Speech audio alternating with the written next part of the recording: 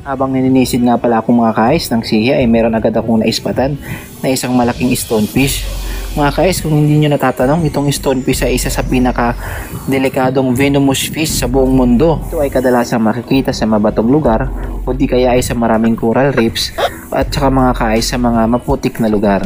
Kaya naman itong stonefish mga ka-ice ay tinagurang isa sa pinaka venomous fish dahil sa kanyang katangian na number 1 mga ka-ice. Kaya niyang tumagal sa lupa kahit hanggang 24 oras na wala siya sa tubig.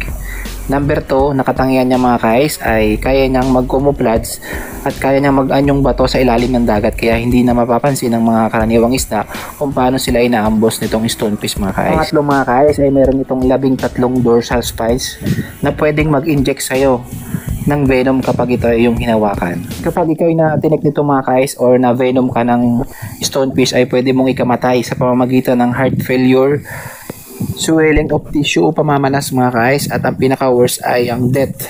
Bagamat ito mga ka-ice ay isa sa pinakadelikadong stonefish or venomous fish sa buong mundo mga ka-ice, ito pa rin ay pinakamasarap na delicacies sa mga sikat na restaurant mga ka-ice.